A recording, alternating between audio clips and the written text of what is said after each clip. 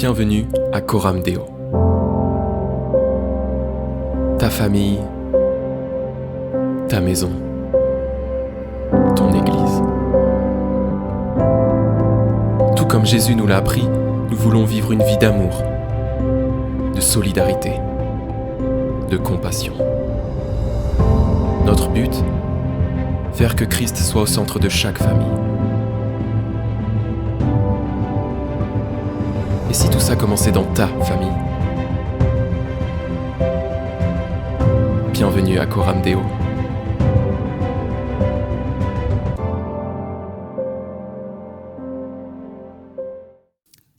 Est-ce que ça vous est déjà arrivé? J'imagine que oui. Tout être humain normalement constitué, de tomber amoureux.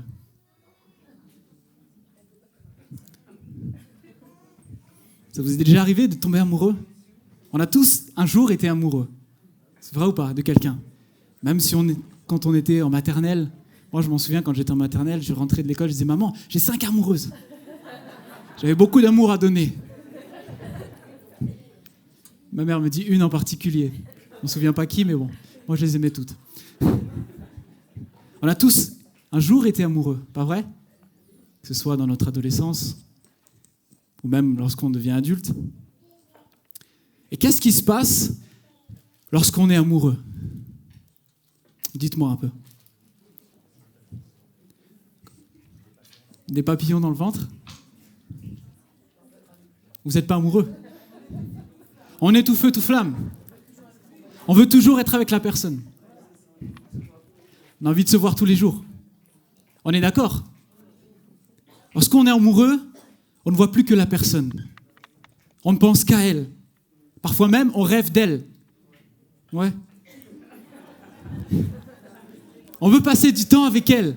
Et lorsqu'on n'est pas avec elle, on se dit, mais je me languis d'une seule chose, c'est de pouvoir être avec elle la prochaine fois. C'est quand qu'on va se revoir? C'est quand que je vais pouvoir entendre sa voix? C'est quand qu'on va pouvoir discuter? On veut passer du temps avec elle. Lorsqu'on est amoureux, et particulièrement lorsqu'on est en couple, on a l'impression, au début, qu'on pourra tout surmonter. Que le monde pourrait s'écrouler, c'est pas grave. On va vivre d'amour et d'eau fraîche.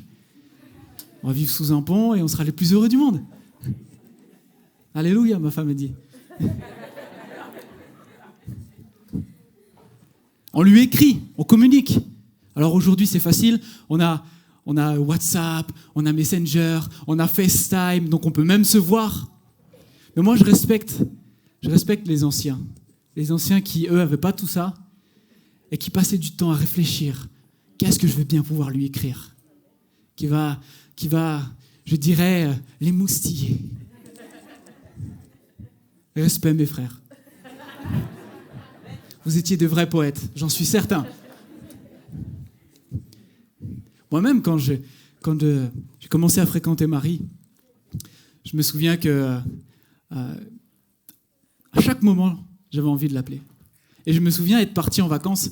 Je partais en vacances avec mes parents et tous les jours, vers le début de la soirée, après l'apéro, Adam, il n'était plus là. Adam, il s'exlipsait dehors, il prenait son téléphone et il appelait Marie. Il disait « Alors, ma chérie, ça s'est bien passé ta journée ?» Parce que j'étais amoureux. Dans ma journée, je pensais qu'une chose, c'est quand est-ce que je vais l'appeler ce soir? Parce que je suis amoureux. Et si vous avez déjà été en couple, ou si vous l'êtes et que vous êtes marié, alors vous savez comme moi que les papillons dans le ventre, ça ne dure pas très longtemps. Il y en a qui sont plus convaincus que d'autres. Je te soutiens, merci. Les étoiles dans les yeux, elles s'estompent rapidement.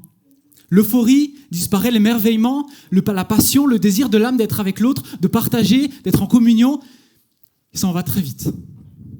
On est d'accord? Et parfois même, la saveur de la relation devient fade. Puis on recommence à tomber dans les banalités. L'émerveillement laisse place à la routine. Et puis, finalement, entre deux personnes, parfois la distance s'installe. On devient froid, on ne se comprend plus. Elle parle, mais je ne la comprends pas, je parle, mais on a l'impression finalement parfois de vivre sur des planètes différentes. Et si on a tendance à être comme ça, je vous rassure, c'est normal. Parce que depuis que le péché est entré dans le monde, rien ne va en s'améliorant. Il suffit de voir s'il y a quelqu'un parmi nous qui fait du jardinage. Si on n'entretient pas le jardin, très rapidement, les mauvaises herbes repoussent. Les ronces viennent et étouffent parfois même les belles fleurs qui étaient là. Vous avez déjà visité le château de Versailles? Vous avez vu les jardins? Jardin à la française. C'est magnifique. Mais si le jardinier arrête d'entretenir ce jardin, il n'y a plus d'intérêt à visiter ce jardin. Finalement, on va dans la forêt à côté et c'est pareil. C'est normal. Rien ne va en s'améliorant. Dans la parole de Dieu, l'Église, nous, sommes comparés à l'épouse de Christ. C'est une des images, en tout cas, que Dieu utilise pour nous parler, pour parler de nous, pour parler de notre relation. La nature de notre relation avec Dieu, dans la parole, est souvent décrite comme deux personnes qui s'aiment, un époux et son épouse. On peut le voir dans Ésaïe 54, je vous lis, « Car ton Créateur est ton époux. L'Éternel des armées est son nom, et ton Rédempteur est le Saint d'Israël. Il se nomme Dieu de toute la terre. Car l'Éternel te rappelle comme une femme délaissée au corps attristé, comme une épouse de la jeunesse qui a été répudiée, dit ton Dieu. » Dieu, et particulièrement Christ dans le Nouveau Testament, est comparé à un époux qui aime son épouse. Dieu nous aime. Et qui aime son épouse jusqu'à donner sa vie entière pour elle. Il nous a aimés parfaitement. Mais malheureusement, parfois, comme dans nos relations terrestres, comme dans nos relations les uns avec les autres, la distance peut prendre place. Dans notre relation avec Dieu, on peut tomber dans la routine, on peut tomber dans les banalités, dans les futilités. Il n'y a plus de saveur, il n'y a plus de goût. Et finalement, on commence par s'endormir. C'est vrai. C'est tellement facile de s'endormir. Spirituellement, je veux dire. Parce que notre vie est tellement confortable parfois, que c'est hyper simple. On est bien calé dans un canapé, spirituel, sur nos acquis, sur ce qu'on connaît. Ouais, je suis sauvé, c'est bon, ok. Et puis finalement, on s'assoit. Et puis c'est tentant de se laisser aller, de fermer les yeux. Et puis finalement, de s'endormir. Comme dans la vraie vie. Moi, ça m'est déjà arrivé combien de fois? Je suis devant la télé, je regarde un super film, vraiment top. Et puis, mes paupières commencent à devenir lourdes. Et puis à un moment donné, trou noir, et je me réveille, c'est le générique. Je dis, mais qu'est-ce qui s'est passé? Parce que j'étais confortablement installé, parce que j'étais bien au chaud, parce qu'il n'y avait rien qui me dérangeait, alors je me suis endormi. Malheureusement, dans notre vie, c'est parfois comme ça avec Dieu. Et ce matin, Dieu a une parole pour nous, parole pour toi, pour moi, pour nous en tant qu'Église. Et ce matin, Dieu veut nous faire un reproche. Mais si Dieu ce matin nous fait un reproche, c'est qu'il nous aime. La parole de Dieu dit que dans les Proverbes que l'Éternel châtie, il reprend ceux qu'il aime. Parce qu'il nous aime parfaitement. Comme un mari aimant, il nous reprend. Ce matin, j'aimerais vous lire ce que Dieu a mis sur mon cœur pour nous. Pour toi, pour moi. Ça se trouve dans le livre de l'Apocalypse, chapitre 2, verset 4. Dieu parle à l'église d'Éphèse, mais il nous parle à nous. Et il nous dit, « Mais ce que j'ai contre toi, c'est que tu as abandonné ton premier amour. Souviens-toi donc d'où tu es tombé. Repens-toi et pratique tes premières œuvres. Sinon, je viendrai à toi et j'ôterai ton chandelier de sa place, à moins que tu ne te repentes. » Ce matin, Dieu nous reproche de nous être refroidis, de nous être endormis et d'avoir abandonné notre premier amour. Dans l'évangile de Matthieu, à un moment donné, les disciples demandent à Jésus, « Dis-nous ce qui va arriver à la fin des temps. Qu'est-ce qui va venir ?» Et dans son discours, à un moment donné, Jésus dit qu'à cause du mal qui va s'accroître sur la terre, l'amour du plus grand nombre se refroidira. L'amour du plus grand nombre se refroidira. Là, le reproche que Jésus fait à l'église d'Éphèse, c'était déjà presque à l'époque de Jésus. Il venait juste de partir, que le dernier apôtre, Jean, était toujours là, que Jésus déjà reproche à son église d'avoir abandonné le premier amour. Si Jésus dit que l'amour s'est refroidi déjà il y a 2000 ans. Alors vous imaginez nous, aujourd'hui? Où est-ce qu'on en est? Et combien c'est d'autant plus d'actualité? Notre Seigneur Jésus nous fait un reproche, mais il nous donne une solution. Il n'est pas là juste en nous pointant du doigt, dit « Ah, t'as abandonné ton premier amour, c'est pas bien, bouh !» Dieu n'est pas comme ça. Il nous dit « Hé, attention, tu as abandonné ton premier amour. » Et puis il nous donne la solution dans ce verset. Premièrement, il nous dit « Souviens-toi d'où tu es tombé. » Alors ce matin, le premier point c'est « Souviens-toi ». J'aime la version Summer qui dit « Rappelle-toi ». Rappelle-toi. Dieu n'a jamais cessé, dans l'histoire de son Église, de son peuple d'Israël, même de son peuple, nous, son Église, de demander à son peuple de se rappeler, de se souvenir. Lorsque le peuple quand Dieu envoie Moïse libérer le peuple d'Israël qui est sous la domination de Pharaon en Égypte, il le sort et ils sont en direction de Canaan. Tout le monde se rappelle de cet épisode? Ouais. Le fait que Moïse vienne libérer le peuple d'Israël, c'est la préfiguration de ce que Christ a fait pour nous. Christ est venu, il nous a arrachés à l'esclavage du péché pour nous emmener dans une meilleure vie, dans la vie éternelle. C'est ce que Christ a fait pour nous. Et déjà à l'époque de Moïse, Dieu leur disait « Souviens-toi, rappelle-toi d'où tu es sorti. » Dans Deutéronome 16, au verset 4 ou verset 3 selon les versions, il dit, Dieu leur demande de faire du pain sans levain.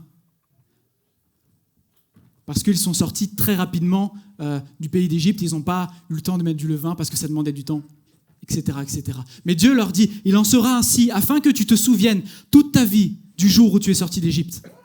Tu te souviendras que tu as été esclave en Égypte. Déjà à l'époque, Dieu disait à son peuple, souviens-toi que tu es sorti. Souviens-toi de ce que j'ai fait pour toi. Et même Moïse dira dans Exode 13, à partir du verset 3, 14 et 16, il dit, Moïse dit au peuple, souvenez-vous de ce jour où vous êtes sortis d'Égypte, de la maison de servitude, car c'est par sa main puissante que l'Éternel vous en a fait sortir. Et lorsque ton fils te demandera un jour, que signifie cela? Tu lui répondras, par sa main puissante, l'Éternel nous a fait sortir d'Égypte, de la maison de servitude. Ce sera comme un signe sur ta main et comme des frontaux entre tes yeux, car c'est par sa main puissante que l'Éternel nous a fait sortir d'Égypte. Déjà, même dans Deutéronome, c'était un ordre de Dieu.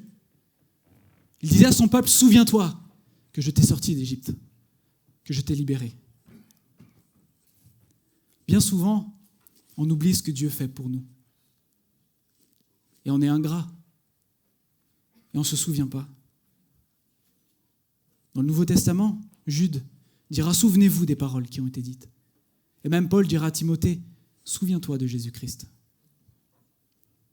Tout au long de la Bible, Dieu ne fait que répéter « Souviens-toi, souviens-toi de ce que j'ai fait pour toi. Rappelle-toi, n'oublie pas, passe dans ta mémoire ce que j'ai fait pour toi. » Pourquoi il nous dit ça? Parce qu'il sait très bien qu'on a une tendance à oublier. Il sait très bien qu'on passe vite et que si on ne se souvient pas de ce que Dieu a fait, on peut très vite s'écarter du chemin. Et on le voit, pas très longtemps après, ils ont passé 40 ans dans le désert. Le psalmiste dira même au psaume 78, en parlant d'Israël, « Ils ne cessèrent de tenter Dieu et de provoquer le Saint d'Israël. Ils ne se souvinrent pas de sa puissance, du jour où il les délivra de l'ennemi, des miracles qu'il accomplit en Égypte et de ses prodiges dans les campagnes de Tsoan. » Alors ce matin, souviens-toi. Souviens-toi ta vie avant Christ. Souviens-toi ta condition de pécheur. Tu étais esclave du péché, j'étais esclave du péché. Souviens-toi qu'un jour il t'a sauvé, qu'il s'est manifesté à toi et qu'il t'a tendu sa main et qu'il t'a dit « Viens, j'ai une meilleure chose pour toi. Viens, je veux te sortir d'Égypte. On va aller dans une terre promise. Viens avec moi. » Si tu as abandonné ton premier amour ce matin, souviens-toi ce qu'il a fait pour toi.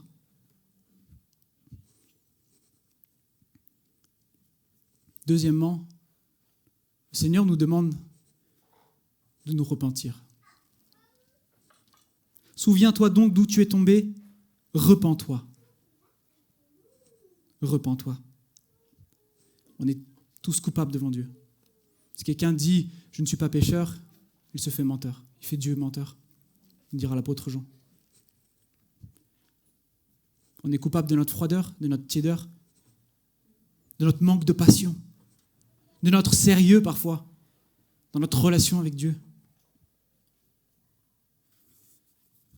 Nous sommes coupables et nous devons nous repentir, frères et sœurs, je le crois ce matin, de notre ingratitude. Combien de fois on a prié pour des choses que Dieu nous a données et on n'a pas dit merci. Ou alors on a tellement prié, puis quand c'est arrivé, merci Seigneur, et puis on passe à autre chose. Comme si c'était tout naturel, comme si les choses nous étaient dues. On est tellement ingrats parfois envers ce que Dieu fait pour nous. Je crois qu'on doit se repentir de notre négligence de la parole de Dieu. Combien de fois moi-même, frères et sœurs, l'Esprit me dit, Adam, va dans ma présence, va lire la parole, je veux te parler, je veux te montrer des choses. Combien de fois je dis, Seigneur, plus tard, après, ça peut attendre. On est tous coupables et on doit se repentir de notre incrédulité. Incrédulité, ça fait mal, ça. Manque de foi. On ne croit pas, on ne croit plus. Combien de fois j'ai prié, nous avons prié sans foi. Ou carrément dans notre cœur, alors qu'on est en train de prier, on prie, on demande quelque chose à Dieu, mais au fond de notre cœur, on se dit, mais il ne le fera pas, de toute façon. Ou alors, lorsqu'on est face à une promesse de Dieu pour nous, on dit, c'est pas pour moi, c'est pour lui. Ah, ça c'est bien pour mon frère, mais c'est pas pour moi. Et on ne s'approprie pas les promesses que Dieu a pour nous. Combien de fois tu as prié et demandé à Dieu de te remplir de son esprit, de te baptiser de son esprit, et tu as dit, c'est pas pour moi.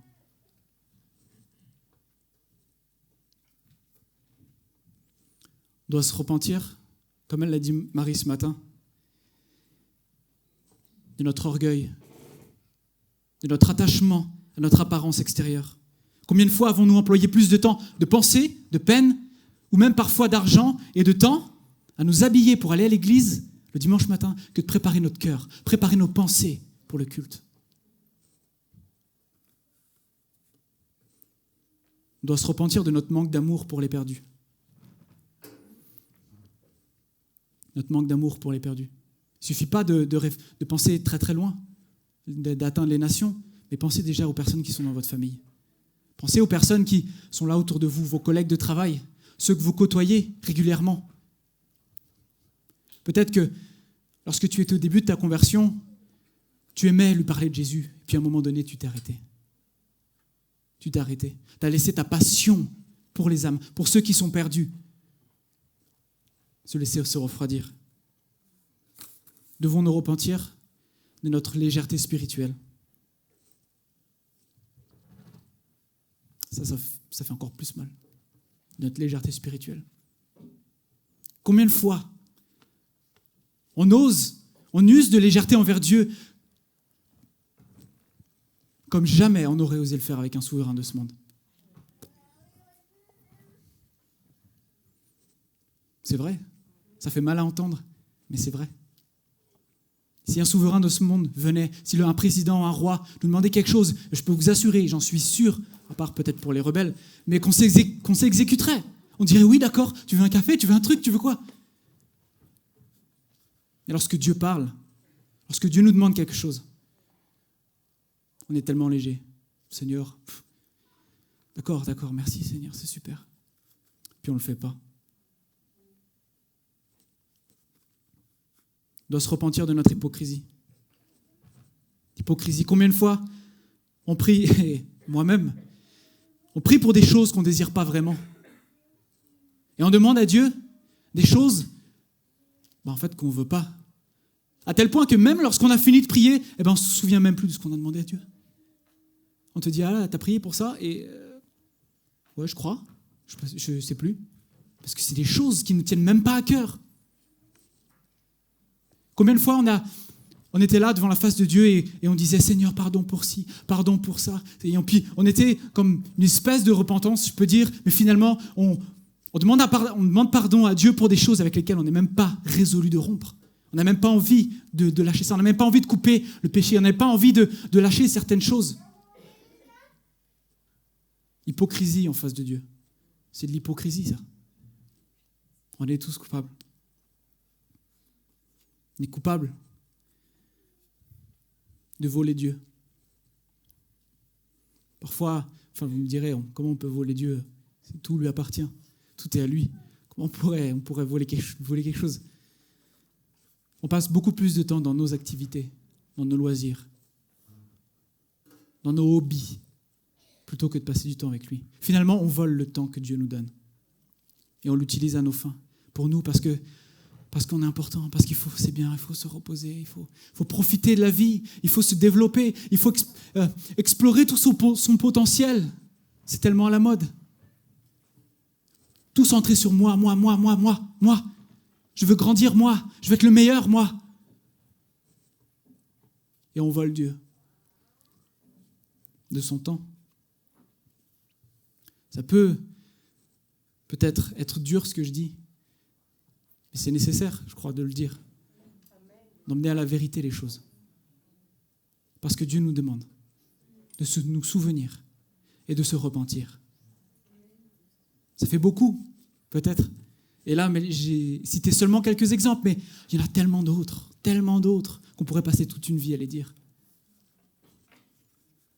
Mes frères et sœurs, c'est pas trop tard. C'est pas trop tard. Si Dieu nous reprend, c'est qu'il y a encore un espoir. C'est que nous ne sommes pas trop loin. Tu n'es pas trop loin pour Dieu. Dieu n'en a pas fini avec toi. Dieu n'en a pas fini avec nous. Il a des projets pour nous. Il y a des œuvres préparées d'avance. Souviens-toi. Repens-toi. Le troisième point, c'est reviens. Reviens et pratique tes premières œuvres. Moi, j'aime la version Summer qui dit « Rappelle-toi, change et reviens. » Reviens. Alors, ce que Dieu nous demande de revenir, ce n'est pas pour nous écraser, mais justement parce qu'il a des bénédictions pour nous. Parce qu'il a des plans de paix, comme je l'ai dit, des plans d'amour. On connaît ce verset de Joël 2. Déchirez vos cœurs et non vos vêtements. Et revenez à l'Éternel, votre Dieu, car il est compatissant et miséricordieux, lent à la colère et riche en bonté. Et il se repent des maux qu'il envoie. Oh, le Seigneur, s'il t'appelle ce matin, s'il nous appelle ce matin à revenir, c'est qu'il a quelque chose de merveilleux pour nous. C'est qu'il veut nous pardonner. C'est qu'il veut nous restaurer. C'est qu'il veut nous relever. C'est qu'il veut nous réveiller. C'est qu'il veut nous enflammer. C'est son désir. C'est pour ça qu'il nous dit reviens. Reviens, tarde pas. Comme la parole de Simon. Bientôt je reviens, il sera trop tard. Ne perdons pas de temps. Ne perds pas de temps et reviens à ta conduite première. Il ne suffit pas de se repentir et de rester sur place, ok? Parce qu'on peut se repentir, faire un demi-tour et puis rester là. Ça ne sert à rien. Jésus dit, tu dois faire une action. Reviens. Reviens et pratique tes premières œuvres. Donc tu dois te mettre en marche. Tu dois premièrement changer, donc te repentir, changer de mentalité, changer de direction et commencer à marcher. Et dire, ok, je reviens et je pratique mes premières œuvres. Voilà ce à quoi Dieu nous appelle. Pratiquer les premières œuvres. Peut-être que tu aimais passer du temps à louer le Seigneur dans ta chambre, dans ta voiture, au travail. Peut-être tu avais cette passion au début avec Dieu et tu aimais évangéliser tous ceux qui étaient autour de toi. Tu aimais partager à tes collègues, à tes voisins, à ta famille, ce que Jésus avait fait pour toi. Peut-être que tu étais un homme ou une femme de prière et d'intercession. Et que petit à petit, tu t'es laissé refroidir et aujourd'hui, tu ne l'es plus. Peut-être que tu étais dans un service. Peut-être que tu étais dans une autre église et que tu as changé d'église et que tu as arrêté de servir et tu t'es dit « je verrai plus tard », puis finalement tu n'as jamais repris. Peut-être que tu ouvrais ta maison et tu pratiquais l'hospitalité pour celui qui en avait besoin. Si tu reviens à ta conduite première, laisse-moi te dire que tu seras la personne la plus heureuse sur terre. Tu seras une personne comblée. Comblée parce que tu sais au fond de toi que tu accomplis ce que Dieu te demande. Il n'y a pas plus grand bonheur de savoir qu'on est à la place où Dieu nous veut et qu'on est en train de faire les actions que Dieu nous demande d'accomplir. Il n'y a pas plus grand bonheur que ça. Parfois, on cherche le bonheur ailleurs, on dit oui, c'est ici, c'est là. Mais le vrai bonheur, le véritable accomplissement, la véritable plénitude d'un être humain, c'est de faire ce que Dieu lui demande. C'est ça la véritable plénitude. Être à sa place. Alors ce matin, en tant qu'Église, Dieu nous dit, souvenez-vous, repentez-vous et revenez à moi. C'est le message ce matin de Dieu pour nous. Je crois de tout mon cœur que notre Église, que l'Église de Jésus-Christ en général, doit revenir au premier amour et pratiquer ses premières œuvres. Nous ne devons pas avoir peur et honte de l'évangile de Jésus-Christ, plus avoir peur des conséquences que d'annoncer l'évangile, de ce que ça pourrait engendrer sur mon lieu de travail si j'annonce Jésus. Même si je perds mon travail, c'est pas grave. J'ai fait mon devoir d'annoncer Jésus-Christ.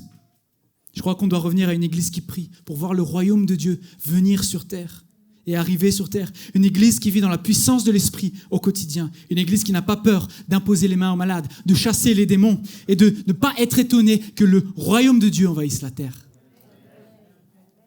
J'avais noté que vous diriez amen là. Parce que moi-même, quand je l'ai écrit, j'ai dit « Ah, c'est bien ça ». Mais c'est vrai. Nous devons revenir aux premières œuvres. Les premières œuvres que tu pratiquais lorsque tu t'es converti. Les premières œuvres que Dieu a demandé à ses disciples d'accomplir.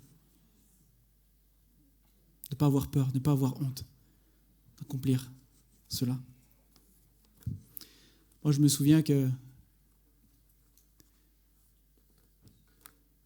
je vous raconte un petit témoignage. À un moment donné dans ma vie, je me suis endormi spirituellement, moi aussi. Mais Dieu m'a réveillé. Dieu a utilisé quelqu'un pour me réveiller et j'ai commencé à me dire, mais oui, je veux vivre vraiment ce que Dieu me demande de vivre. Oui, je veux revenir à mon premier amour. Et j'ai commencé à réellement marcher là-dedans. Je me dis, ok, la parole de Dieu est vraie, je vais marcher dedans. Marcher dans la puissance de l'esprit. Et je me souviens, j'étais au travail et on a une réunion le matin, il y a une collègue, et je la vois qui est là, et qui est comme ça avec son dos, qui est juste simplement comme ça. On voit qu'elle a mal. Ok. Je lui dis, ah, ça va, qu'est-ce qui se passe? Elle dit, non, j'ai mal au dos, tout ça. J'ai mal dormi, j'ai pas très bien dormi. Bon, ok, j'espère que ça va aller. Et puis on passe. Et puis le deuxième jour, la même chose. Troisième jour, la même chose. Quatrième jour, la même chose. Cinquième jour, la même chose. Et au bout du cinquième jour, ma collègue qui d'habitude, elle parle, elle rigole, et ben là, elle parlait plus. On l'entendait plus. Puis moi, j'étais là, au début, j'étais en mode, faut peut-être aller voir le médecin, hein, c'est bon, ça va aller, t'inquiète, ça va aller. Hein, tu vas voir le médecin, il va te donner des trucs, et c'est bon. Puis le Saint-Esprit m'a repris. Il m'a dit, tu veux vivre l'évangile? Propose-lui de prier. Alors, dans mon cœur, j'étais là au travail, je dis, wow, Seigneur, wow. Ok. Et finalement, j'ai dit, ok, je préfère obéir à Dieu. J'ai été dans son bureau, je lui dis, t'as toujours mal au dos? Elle me dit, oui, c'est horrible, j'arrive plus à dormir, tout ça. Je lui dis, écoute, moi je suis croyant, est-ce que je peux prier pour toi? Puis elle était, genre, elle m'a regardé, ouais, ok, pourquoi pas? Je lui dis, ok, je peux prier pour toi maintenant? Elle me dit, tout de suite là? Sur place? Je lui dis, ouais, je peux prier pour toi. Et puis elle me dit, ok, d'accord, volontiers. Et puis, très simplement, je pose ma main sur son épaule et je lui dis, Seigneur, je te remets ma collègue et je prie maintenant que la douleur puisse disparaître. En ton nom, Jésus. Amen. Et puis, la prière s'est terminée, c'était l'heure de manger, alors je suis parti manger. Et puis lorsque je suis revenu à 13h, la première personne que j'ai vue, c'est elle. Elle est venue vers moi en courant. Elle est venue et dit, Adam,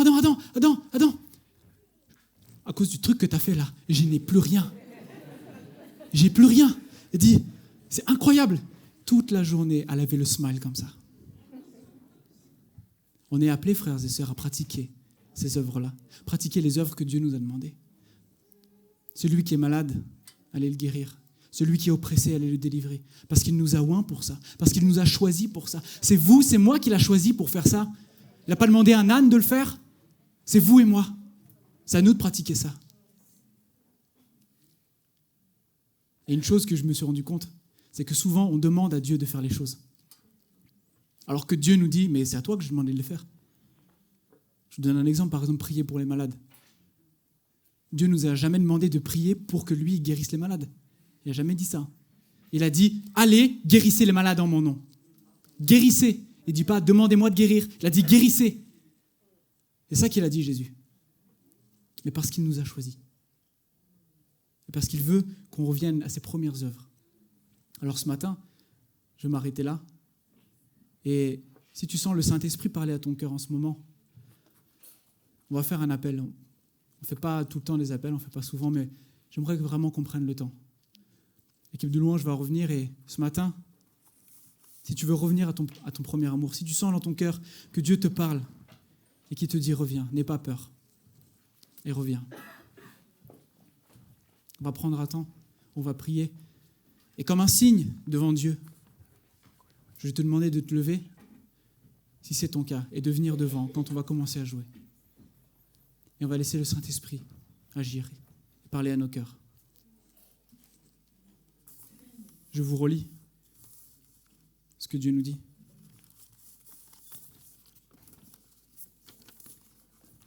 Mais ce que j'ai contre toi, c'est que tu as abandonné ton premier amour. Souviens-toi donc d'où tu es tombé.